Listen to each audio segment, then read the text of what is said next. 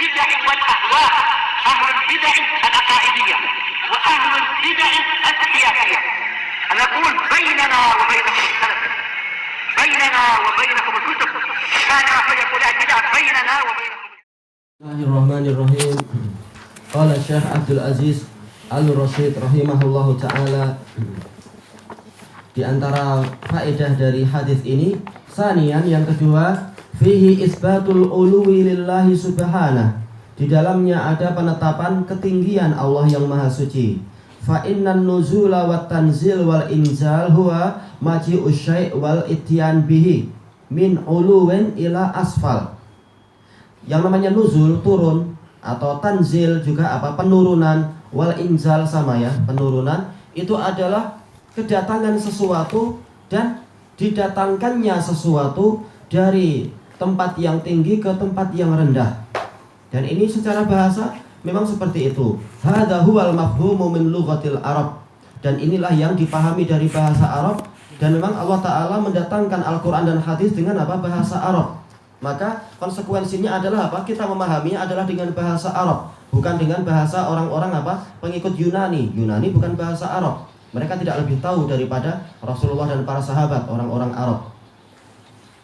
Yunani mereka sila pakai bahasa mereka sendiri, ikut agama mereka sendiri. Tidak boleh mereka memaksakan akidah mereka ke kaum muslimin. Ini harusnya kalau beradab. Qala Allah Ta'ala wa anzalna minas sama'i ma'an tahura. Dan kami turunkan dari atas itu air yang sangat suci. Tahur, dia adalah sighah mubalaghah, yaitu sangat suci. Tapi maksudnya kata para fuqaha adalah tahirun mutahhir, suci dan mensucikan. Dia sendiri suci dan mampu untuk menghilangkan hadas dan najis. Syahidnya di sini anzalna, yaitu kami turunkan. Tidak mungkin air hujan itu dari bawah ke atas. Itu enggak tahu istilahnya air mancur lah. Tetapi yang namanya turunkan adalah dari atas ke bawah. Air hujan memang dari atas ke bawah. Tayyib. Maka makna nazala adalah turun. Makanya ketika Allah menjelaskan Rangzilu Rabbuna, Rasulullah menjelaskan keadaan Rabbnya itu, Rabb kita turun, maka harusnya kita beriman itu. Memang Allah Ta'ala turun dengan kaifiyah yang dia inginkan, tata cara yang dia kehendaki. Salisan, faedah yang ketiga, fihi raddu alal jahmiyati wal mu'tazilah. Di dalamnya ada bantahan kepada orang Jahmiyah dan Mu'tazilah, al-munkirina linuzulihi subhanahu wa ta'ala, yang mengingkari turunnya Allah Subhanahu wa ta'ala, za'man minhum anna hadha min majazil hadf. Mereka menyatakan bahwasanya ini termasuk majaz hadf, yaitu dihapuskannya mudhaf. Padahal dalam lughah Arab dan seluruh bahasa, kata Ibnul Qayyim, al-asl fil lughah adamul hadf. Asal dari bahasa adalah tidak ada penghapusan. Makanya kalau di dalam suatu persidangan seseorang dituduh mencuri, dituduh dia mengambil barang itu dan belum membayar, dia mengatakan, enggak, saya sudah bayar tuh. Maka disuruh bersumpah. Maka dia bersumpah, mengatakan demi Allah saya sudah membayar pada tanggal sekian. Lalu Lalu maka dia bebas. Tapi kemudian hakim melihat ada bukti bahwasanya memang dia belum membayar, belum ada resit ini itu. Ketika buktinya sudah lengkap, dia mengatakan, iya memang kenyataannya saya sebenarnya belum bayar. Tapi bagaimana engkau bersumpah mengatakan demi Allah saya sudah bayar? Oh, dalam hati saya niatkan ada tambahan demi Allah saya belum bayar. Nah, ada yang dihapus di situ. Nah, ini enggak diterima dalam bahasa apapun. Al-aslu fil lughah adalah adamul hadf. Tidak ada penghapusan. Kalau semuanya boleh ada niat penghapusan, maka hancur semua transaksi itu, dan semua berita dan segala akad itu akan celaka. Segalanya ada takdirnya. Makanya boleh kita meniatkan ada takdir kalau kalau ada qarinah yang kuat yang mengharuskan itu, yang melarang kita untuk membiarkan dia apa adanya. Sementara qarinah ini tidak ada di dalam ayat-ayat yang menjelaskan asma wa sifat itu. Qarinah yang menyelisihi dari dari zahirnya semacam ini, yang zilu rabbuna. Tapi buat takdir, kata mereka, kita tetapkan yang hilang itu yang zilu amruhu, yaitu perintah Allah yang turun, au rahmatuh, atau rahmat Allah yang turun. Kalau perintah dan rahmat tidak mungkin turun hanya di mana? Hanya sampai ke langit dunia. Sebagaimana Allah Ta'ala menurunkan Al-Quran pada tahun pertama, yaitu tahun pertama turunnya wahyu, itu adalah di mana? Adalah di Baitul Izzah. Lalu apakah manusia mengambil faedah ketika Al-Quran hanya sampai di Baitul Izzah? Enggak ada faedah yang boleh diambil sampai Jibril turun kepada Nabi yang ada di bumi. Lalu Nabi ini menceritakan isinya begini. Kalau amrun dari Allah itu hanya sampai ke langit dunia, ke Baitul Izzah, apa faedahnya untuk manusia di bumi? Tidak dikatakan Al-Quran sebagai balagh, sebagai apa? Hujjah. Belum tegak hujjah kalau hanya sampai ke langit dunia saja. Maka ini menunjukkan betul-betul Allah yang turun ke langit dunia. Adapun amr dia, rahmat dia, malaikat dia sampai ke bumi sebagaimana yang Allah Ta'ala inginkan. Tayyib, wa hadza batilun min wujuhin adidah. Takwil mereka tadi, takdir yang mereka tetapkan itu batil dari sekian banyak sisi.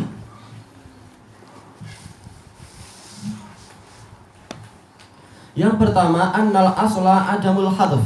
Asal dari segalanya adalah tidak ada penghapusan, karena hukum asal adalah apa? Sesuai dengan dohirnya. Tayyib. Wasani annahu qala, karena Allah telah berfirman di situ, man yad'uni fa astajibalah.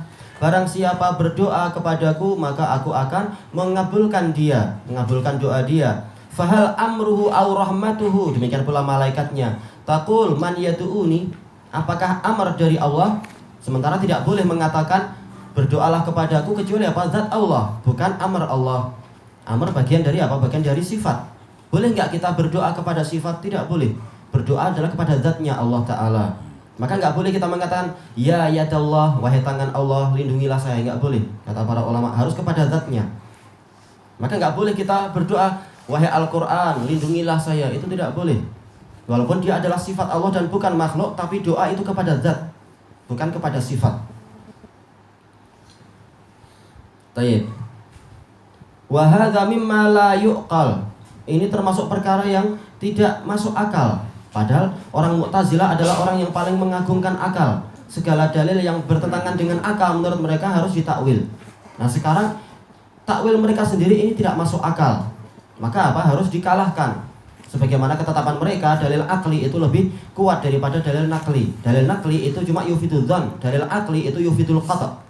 Dalil nakli Al-Quran wa Sunnah ini hanya memberikan faedah persangkaan saja. Adapun dalil akli ini yang memberikan faedah kepastian, kata mereka. Kalau dalil akli itu memberikan faedah kepastian, kenapa mereka setiap selang waktu mereka itu merevisi ketetapan yang telah mereka tulis di dalam masalah kedokteran, di dalam masalah geografi, dalam masalah sekian macam itu.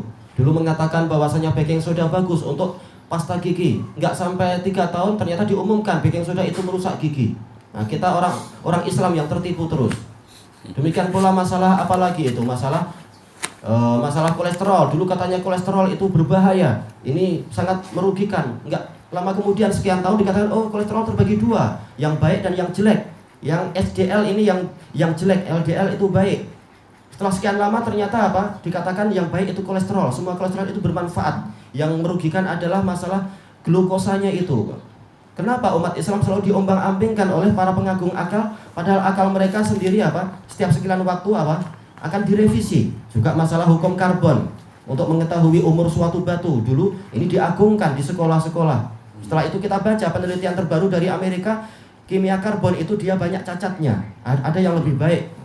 Lalu akal siapa yang layak digunakan sebagai patokan kalau demikian? Sebagai panduan. Iya. Kenapa mereka tidak kembali kepada pencipta akal, yaitu Allah Ta'ala? Baik. Makanya kalau sekitar berhukum dengan akal, akal sendiri sering berubah-ubah. Baik. Wa hadza mimma la yuqal ayyakunal qailu lahu ghairallah. Ini termasuk perkara yang tidak masuk akal. Yang mengucapkan tadi, barang siapa berdoa kepadaku, aku kabulkan. Yang mengucapkan adalah bukan Allah, ini tidak masuk akal. Falam yakun illa nuzuluh, maka tidak ada kecuali yang turun adalah Allah Ta'ala itu sendiri. Bukan hanya sifatnya yang turun, atau malaikatnya, atau rahmatnya. Bidzatih, yaitu zatnya yang turun. Tanpa kita mengatakan seluruh zatnya. Karena apa? Karena arsy Allah Ta'ala itu tidak pernah kosong. Yang namanya arsy Allah Ta'ala senantiasa ada di atas arsy. Maka kalau dikatakan Allah turun dengan zatnya ke langit dunia, tidak menunjukkan arsy itu kosong. Dan tidak menunjukkan seluruh zatnya yang turun. Sebagaimana firman Allah Ta'ala, falamma tajalla rabbuhu lil jabali ja'alahu dakka. Ketika Allah Ta'ala menampakkan diri kepada gunung, maka dijadikan gunung itu hancur.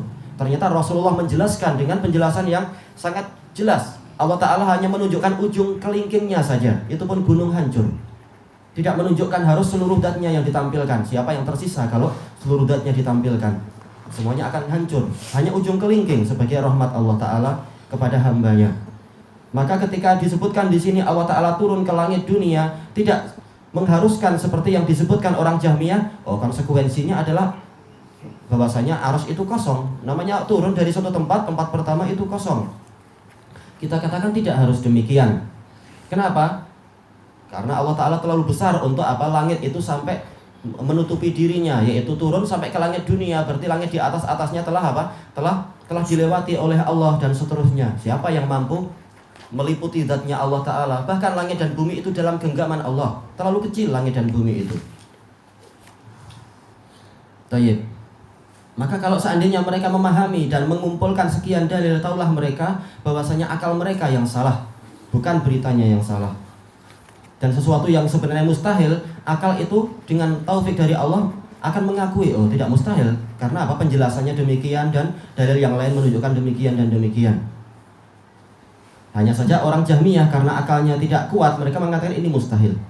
Wa hadza huwa sharihul adillati wal ma'qul. Dan inilah dalil yang jelas dan akal yang jelas. As-salis, faedah yang ketiga, bantahan yang ketiga, annahu haddada linuzulihi sulusal lailil akhir. Allah membatasi turunnya dia dalam hadis-hadis tadi itu sepertiga malam yang terakhir. Walau kana amruhu aw rahmatuhu lam yuhaddid dzalik bisulusil lail. Seandainya yang diinginkan dengan turun tadi adalah urusan Allah atau rahmat Allah, niscaya Allah tidak membatasi dengan sepertiga malam terakhir. Rahmat Allah turun setiap hari, setiap pagi. Para malaikat turun membawa rahmat, membawa berkah. Sebagaimana ma'ruf dalam hadis di Sahihul Musnad itu, setiap pagi malaikat rahmat, malaikat rizki itu turun membagi-bagi rizki. Makanya ketika nanti suatu hari malaikat mendapati data si fulan ternyata hari ini nggak datang jatah rizki, fa'alima annahu mayyit, tahu bahwasanya orang ini akan mati hari ini, rizkinya sudah habis. Cuma yang kita inginkan di sini apa? Yang namanya rizki itu bagian dari rahmat. Dia itu tidak turun di sepertiga malam terakhir aja, bahkan pagi pun datang, bahkan boleh jadi siang itu datang. Berapa banyak rizki yang datang pada kita di siang hari, bahkan kadang petang-petang dapat order juga. Nggak harus tunggu sepertiga malam terakhir. Itu penat. Ya. Makanya sudut pandang apapun yang dilakukan oleh para penentang dalil, maka sebenarnya mereka terbantah dari dalil-dalil yang lain dengan dalil yang lain. Tayyib tal fa inna amrahu wa rahmatahu yang zilani ala waqt, yaitu rahmat dan urusan Allah itu turun di setiap waktu sesuai yang Allah inginkan, tidak dibatasi. Kemudian ar-rabi, ini kurang alif sebenarnya ya. Tayyib, bantahan yang keempat, fihi isbatu af'alillahi al-ikhtiyariyah. Ada penetapan perbuatan Allah yang bersifat ikhtiyariyah, jadi bukan otomatis seperti tuduhan sebagian orang atau terpaksa seperti tuduhan orang lain. Tuhan terpaksa untuk begini, terpaksa untuk itu. Seperti juga apa? Tuduhan dari orang-orang Nasoro itu, bahwasanya apa? Tuhan dia sebenarnya telah mendolimi iblis, kata mereka di dalam Injilnya itu. Kenapa? Karena kata iblis bilang kepada para malaikat, saya ini ditakdirkan oleh Allah, maka kenapa Allah menakdirkan saya tidak sujud, lalu setelah itu Allah menghukum saya juga? Ini nggak adil. Maka untuk menebus kezaliman tadi, Allah Ta'ala menjanjikan kepada iblis apa? Nanti setiap anak-anak Adam itu akan menjadi apa? Menjadi tebusan. Yaitu apa? Anak-anak Adam semuanya akan menjadi bala tentara iblis di dalam neraka. Untuk Adamnya yang selamat, karena apa? Karena kejadian yang pertama Adam dan istrinya. Tapi anak-anaknya semua adalah menjadi apa? Menjadi tawanan iblis di dalam neraka. Sementara Allah dengan rahmatnya, Allah nggak rela untuk apa? Untuk para hamba itu masuk ke dalam neraka. Tapi Allah tidak ingin untuk mengingkari janjinya pada iblis, untuk menjadikan anak Adam semuanya jadi pengikut dia dalam neraka, disiksa. Maka Allah membuat tipu daya, yaitu apa? Allah Ta'ala masuk kepada rahimnya Maryam, naudzubillah, bersatu dengan Isa. Nah, kemudian dengan kisah yang terkenal di kalangan orang-orang Nasoro itu, maka Allah Ta'ala menjadikan Isa sebagai penebus, padahal Allah itu yang menebus. yaitu apa? Orang-orang menyiksa dia. Nah, ini sebagai tebusan untuk apa? Menebus seluruh anak Adam. Maka seluruh dosa-dosa anak Adam itu telah ditebus dengan apa? Dengan pengorbanan sacrifice-nya Isa itu, yang mana Allah ada di dalam situ. Nah, kemudian apa? Setelah penebusan selesai, maka mau tidak mau iblis harus apa? Harus melepaskan anak-anak Adam semuanya. Nggak ada yang masuk neraka kecuali orang yang tidak mau masuk agama Kristen. Nah, mereka layak masuk neraka. Kata mereka, yang masuk agama Kristen berbuat dosa apapun, sejahat apapun di dunia, meniru iblis juga ataukah meniru binatang, mereka dosanya telah ditebus oleh Isa dengan kisah penyalipan yang pertama itu, penyalipan itu. Jadi itu kata mereka. Jadi Allah Ta'ala membuat tipu daya agar iblis tidak berdaya untuk memasukkan anak Adam semuanya dalam neraka. Jadi Allah Ta'ala melakukan ini terpaksa, melakukan itu terpaksa, dan harus membuat tipu daya agar iblis tidak menuntut keadilan dan sebagainya. Ini na'udzubillah tuduhan itu. Dan itu disebutkan di dalam Injil, kata Ibnul Qayyim, kisah-kisah tadi. Siapa yang membuat itu? Ya para ulama yang ilmunya istilahnya sempurna, mereka boleh membantah penjahat dengan apa? Kitab-kitab jahat mereka sendiri. Baik. Jadi yang betul adalah Allah Ta'ala berbuat sekehendak dia dengan penuh hikmah, bukan karena apa? Dipaksa oleh iblis atau dipaksa oleh keadaan dan lain-lain. Al-khamis, yang kelima, fihi isbatul qawli lillahi subhanahu wa ta'ala. Di dalam ayat hadis tadi ditetapkan firman Allah Ta'ala.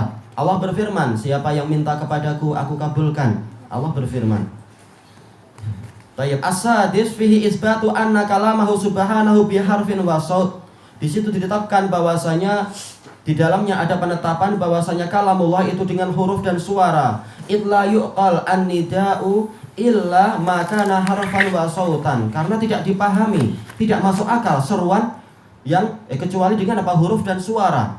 Apa gunanya dia dikatakan oh orang ini sedang berseru? Mana suaranya? Enggak, dalam hati aja. Itu bukan berseru namanya. Penat-penat kita lihat wajahnya sudah tegang-tegang. Suaranya enggak muncul-muncul. Itu bukan berseru namanya. Menunjukkan apa? Seakan-akan Allah Ta'ala itu serba cacat. Padahal mereka mengatakan Allah suci dari segala kecacatan. Tayyib ilahuna wallahu a'lam. Pusing-pusing fahaman ini. Iya, memang membuat pusing. Aku boleh membaca Injil. Jelas. Dan kisahnya panjang sebagaimana disebutkan dalam Hidayatul Hayyarah. Jadi Ibnul Qayyim mengatakan apa? Ada perdebatan antara seorang Yahudi dan Nasrani, seorang Nasrani dengan Muslim. Muslimnya tak punya ilmu apa-apa. Hujjah tidak mampu, Al-Quran juga tidak pandai.